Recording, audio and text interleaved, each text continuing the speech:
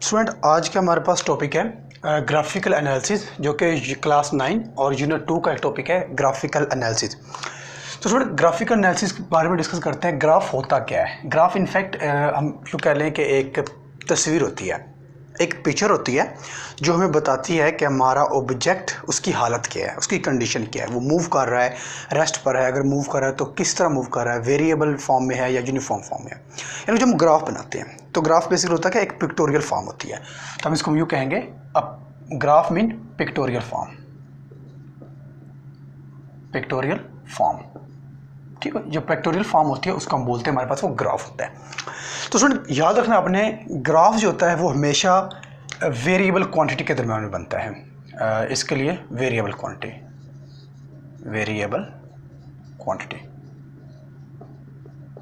Quantities are taken in graph. ठीक है, यानी कि जो ग्राफ बनाया जाता है वो वेरिएबल क्वांटिटीज़ के दरमियान बनाया जाता है। अब वेरिएबल क्वांटिटी जो होती हैं वो दो तरह की हैं ग्राफ में। एक होती है जिसको हम बोलते हैं डिपेंडेंट क्वांटिटी, और दूसरी होती है जिसको हम बोल देते हैं इंडिपेंडेंट क्वांटिटी। ठीक हो गया, दो तरह की क्वांटिटी होती है। तो याद रखना आपने स्टूडेंट कि दो, अच्छा समटाइम ये कन्फ्यूजन हो जाती है कि डिपेंडेंट क्वांटिटी ग्राफ में किस साइड पर लिखेंगे, एक्स एक्सिस पर या वाई पर, और इंडिपेंडेंट कहाँ पर लिखेंगे। स्टूडेंट याद रखना आपने, जो डिपेंडेंट क्वांटिटी होती है वो हमेशा वाई एक्सिस पर आती है। याद रखना आपने, वाई एक्सिस पर जो क्वांटिटी होगी वो हमेशा डिपेंडेंट क्वांटिटी होती है, और इंडिपेंडेंट क्वांटिटी होती है वो हमेशा एक्स एक्सिस पर आती है। ठीक हो गया। अब इंडिपेंडेंट क्वांटिटी हमारे पास कौन सी हो सकती है? अगर मैं टाइम और डिस्टेंस को ले लूँ तो इसमें इंडिपेंडेंट कौन सी होगी? टाइम इंडिपेंडेंट है, क्योंकि टाइम किसी चीज़ पर डिपेंड नहीं करता। तो सर हमारे पास अब जो ग्राफ है वो दो तरह के हैं मज़ीद। एक हमारे पास ग्राफ होता है जिसको हम बोलते हैं, एक टाइप होती है ग्राफ की डिस्टेंस टाइम ग्राफ, और दूसरा हमारे पास होगा स्पीड टाइम ग्राफ। तो स्टूडेंट ये हमारे पास दो तरह के ग्राफ हैं, डिस्टेंस टाइम ग्राफ और स्पीड टाइम ग्राफ। तो स्टूडेंट पहली बात आ जाए distance time graph. Distance time अपने माइंड में रखें, डिस्टेंस टाइम। तो ये हमारे पास होगा डिस्टेंस डिवाइडेड बाय टाइम। तो ये हमें क्या बताएगा? डिस्टेंस डिवाइडेड बाय टाइम किसके इक्वल होता है? वेलोसिटी या फिर स्पीड। ठीक हो गया। मतलब ये डिस्टेंस टाइम ग्राफ है, ये हमें किसी भी ऑब्जेक्ट की जो तस्वीर देगा उस तस्वीर में मौजूद उसकी वेलोसिटी या उसकी स्पीड का हमें बताएगा ये। सेकंड आ जाए speed time graph. Speed time, तो स्पीड मतलब ये स्पीड डिवाइड बाय टाइम किसके इक्वल होगा? ये वेलोसिटी डिवाइड बाय टाइम या speed divide by time acceleration. तो मतलब ये दूसरा ग्राफ है स्पीड टाइम ग्राफ, ये हमें किसी भी ऑब्जेक्ट के एक्सेलरेशन के बारे में बताएगा। क्लियर? तो स्टूडेंट चलिए अब इसकी टाइप्स करते हैं। ये पहले हमारे पास जो ग्राफ है, जो पहला हमारे पास ग्राफ है डिस्टेंस टाइम ग्राफ में, वो हमारे पास है ऑब्जेक्ट एट रेस्ट, कि जब ऑब्जेक्ट रेस्ट पर हो तो किस तरह का ग्राफ हमें नज़र आएगा। तो स्टूडेंट ये मैं ग्राफ बनाने जा रहा हूँ, ये मेरे पास वो ग्राफ है। अब ये हमारे पास है एक्स एक्सिस और ये हमारे पास है वाई एक्सिस। तो एक्स एक्सिस पर हम ले लेते हैं टाइम, ठीक है, और वाई एक्सिस पर हम, क्योंकि डिस्टेंस टाइम है तो वाई एक्सिस पर हम ले लेते हैं distance, S stand for distance. तो स्टूडेंट जिसको मैं मार्क कर लेता हूँ, ये हमारे पास होगा 0, ये 5 सेकंड, ये 10 सेकंड, ये 15 सेकंड, 20 सेकंड, 25 सेकंड। ठीक है, ये हमारे पास टाइम है सेकंड में। और यहाँ पर आ जाएं 5 मीटर, 10 मीटर, 15 मीटर, 20 मीटर। ये हम लेवलिंग अपनी मर्जी से भी कर सकते हैं, लेकिन फिलहाल ये हम कर रहे हैं। तो स्टूडेंट इसमें उन्हें बताना है ऑब्जेक्ट हमारा रेस्ट पर है। ऑब्जेक्ट कब रेस्ट पर होता है? जब वो वक्त के गुजरने के साथ साथ अपनी जगह चेंज नहीं करता। ठीक है, मतलब ये कि अगर एक गाड़ी पार्किंग में खड़ी है, सुबह 8 बजे खड़ी है, रात 8 तक खड़ी रहती है, टाइम पास हो रहा है, टाइम 12 घंटे गुजर चुके हैं, 12 आवर्स गुजर चुके हैं, लेकिन गाड़ी अपनी जगह से नहीं हिली, गाड़ी वहीं की वहीं है। तो इसका मतलब है ऑब्जेक्ट हमारा रेस्ट पर है, टाइम गुजरता जा रहा है लेकिन ऑब्जेक्ट रेस्ट पर है।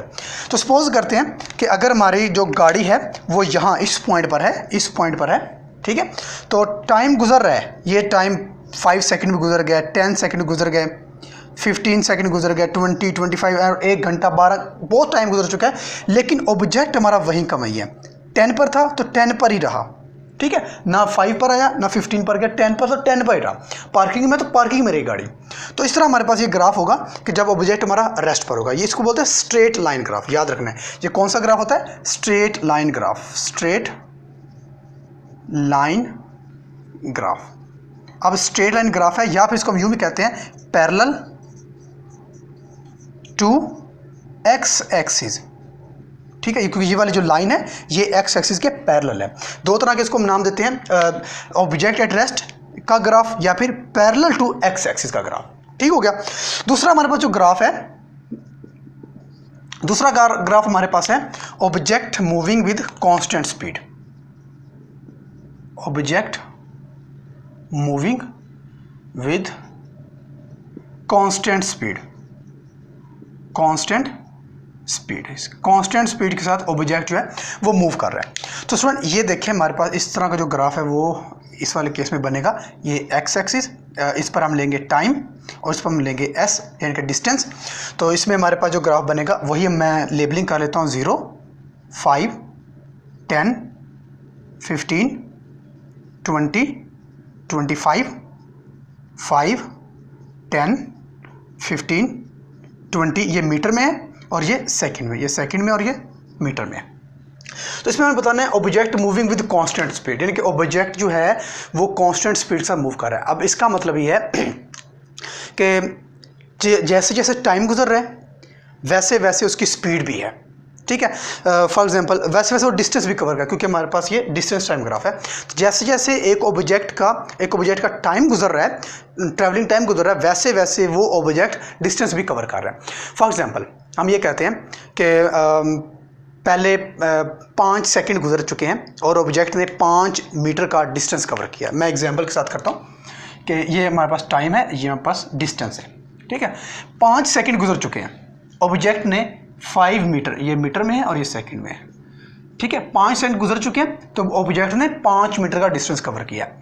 फिर नेक्स्ट 5 मीटर गुजरे हैं, 5 सेकंड गुजरे हैं और ऑब्जेक्ट ने 5 मीटर का ही डिस्टेंस कवर किया।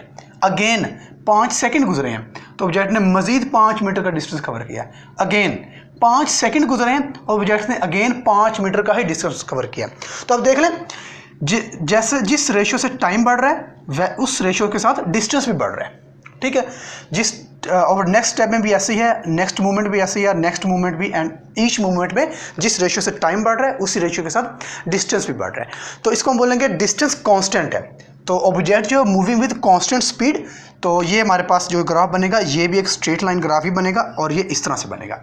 अब इसका मतलब ये है, देखें ये 5 सेकंड और ये 5 मीटर, फिर 10 सेकंड ये 10 मीटर, फिर ये 15 सेकंड और ये 15 सेकंड, फिर ये 20 सेकंड और फिर ये 20 सेकंड, फिर ये 25 सेकंड और फिर ये मज़ीद ये आगे बढ़ता जाएगा। यानी कि जिस रेशियो के साथ टाइम चेंज होगा उस रेशियो के साथ डिस्टेंस भी कवर होता जाएगा। तो इस तरह का जो ग्राफ होगा हमारे पास वो हमें बताएगा कि हमारा जो ऑब्जेक्ट है वो कांस्टेंट स्पीड के साथ मूव कर रहा है। तो जो थर्ड ग्राफ है इसमें, इसी वाले केस में स्पीड टाइम ग्राफ में, वो हमारे पास है object moving with variable speed. Object moving with variable speed, ठीक है। अब ऑब्जेक्ट जो इस बार वेरिएबल की स्पीड के साथ मूव कर, तो याद रखना है जब वेरिएबल स्पीड होगी तो हमारे पास ग्राफ कोई भी स्ट्रेट लाइन का नहीं आएगा। ये भी स्ट्रेट लाइन है, ये भी स्ट्रेट लाइन है। इसको हम बोलते हैं, ये इसको हमने कहा था पैरेलल टू एक्स एक्सिस, इसको हम कहेंगे inclined, inclined to x axis या फिर वाई एक्सिस, एक ही बात है, यानी कि किसी पर भी इंक्लाइंड है। तो इस वाले केस में हमारे पास जो ग्राफ बनेगा स्टूडेंट वो इस तरह से होगा। ये हमारे पास टाइम होगा, ये हमारे पास डिस्टेंस होगा। तो इस वाले केस में जो हमारे पास ग्राफ बनेगा वो कुछ इस तरह से, स्ट्रेट लाइन बिल्कुल नहीं आएगी, कुछ इस तरह से हमारे पास टेढ़ी लाइन होगी या फिर कर्व लाइन में होगा। अब ये कर्व लाइन हमें ये बताएगी कि जो हमारे पास ऑब्जेक्ट है वो कांस्टेंट स्पीड से मूव नहीं कर रहा, कभी उसकी स्पीड कम हो रही है, कभी इसकी स्पीड ज़्यादा हो रही है, कभी कम टाइम में ज़्यादा डिस्टेंस कवर कर रहा है, कभी ज़्यादा टाइम में कम डिस्टेंस कवर कर रहा है। तो ये वाला ग्राफ हमें ये चीज़ बताएगा कि ऑब्जेक्ट हमारा वेरिएबल स्पीड के साथ मूव कर रहा है। अब दूसरे ग्राफ पे आ जाए, दूसरी टाइप पे जो कि स्पीड टाइम ग्राफ है। अब ये हमें जो ग्राफ है ये किसी भी ऑब्जेक्ट का एक्सेलरेशन हमें देगा। तो आइए इसमें भी हम डिस्कस करते हैं। पहला जो ग्राफ है वो है object moving with object moving with ये object moving with constant speed. तो ये मेरे पास है object moving with constant speed. ठीक है, ऑब्जेक्ट हमारा कांस्टेंट स्पीड के साथ मूव कर रही है, हम ऑलरेडी कर चुके हैं, वो पीछे वाला है। तो बिल्कुल ये वैसे का वैसे ही होगा, ये हमारे पास टाइम होगा, ये हमारे पास, लेकिन यहाँ पर एस की बजाय क्या आएगा, स्पीड आएगा, क्योंकि वहाँ पर डिस्टेंस है, यहाँ पर स्पीड है। तो इस वाले केस में जो हमारे पास ग्राफ बनेगा वो कांस्टेंट स्पीड के साथ मूव कर रहा है। मतलब ये है कि जितनी स्पीड, अब सपोज कर लेते हैं एक गाड़ी मोटर पर मूव कर रही है, 120 की स्पीड पर 100 की स्पीड पर जा रही है, आसान हो जाएगा। एक गाड़ी 100 की स्पीड पर मोटर पर मूव कर रही है, सरगोदा से गाड़ी निकलती है लाहौर की तरफ। ठीक है, अब गाड़ी मोटर पर मूव कर रही है, 8 बजे का टाइम है, वो मोटर पर गाड़ी एंटर हो चुकी है, 8 बज चुके हैं, गाड़ी की स्पीड हो चुकी है 100 किलोमीटर पर आवर। 8:10 हो चुके हैं, गाड़ी की स्पीड क्या है 100। 8:30 हो चुके हैं, गाड़ी की स्पीड 100। 8:50 हो चुके हैं, स्टिल गाड़ी की स्पीड 100 है। 9 o'clock 9 बज चुके हैं, गाड़ी की स्पीड 100। टाइम बढ़ रहा है लेकिन उसकी स्पीड, उसकी जो वेलोसिटी है वो कांस्टेंट है, वेलोसिटी ऊपर नीचे नहीं हो रही। वेलोसिटी पहले भी 100 थी, अब भी 100 है। तो इस तरह का केस हमारे पास, जो इस वाले केस के जो ग्राफ बनता है वो कुछ यूँ बनेगा। लेबलिंग हम कर लेते हैं 0, 5, 10, 15, 20, 25, 5, 10, 15, 20। ये हमारे पास होगा मीटर पर सेकंड में, और ये हमारे पास वही सेकंड में होगा। तो इस वाले केस में टाइम बढ़ता रहेगा, लेकिन अगर सपोज गाड़ी 10 मीटर पर और किस स्पीड पर जा रही है, पर सेकंड की स्पीड पर जा रही है, तो हमारे पास जो टाइम बढ़ता जाएगा तो गाड़ी की जो स्पीड होगी वो वही की वही रहेगी। ठीक है, इस तरह हमारे पास ग्राफ बनेगा। अब ये ग्राफ हमें ये बताएगा कि ऑब्जेक्ट जो हमारा है वो कांस्टेंट स्पीड के साथ मूव कर रहा है। ठीक है, अब ये वाला ग्राफ और ये वाला ग्राफ दोनों बिल्कुल सेम है। फ़र्क क्या है, ये डिस्टेंस टाइम ग्राफ है और ये स्पीड टाइम ग्राफ है। इसमें ऑब्जेक्ट रेस्ट पर है और इसमें object moving with constant speed है। ग्राफ बिल्कुल दोनों सेम है। इस वाले केस में उन्होंने क्या कहा था, parallel to x axis in distance time graph. इसको भी हम कहेंगे पैरेलल टू एक्स एक्सिस, लेकिन स्पीड टाइम ग्राफ। क्लियर। अब आ जाए दूसरे ग्राफ पर। दूसरा ग्राफ हमारे पास है object moving with uniformly changing in speed.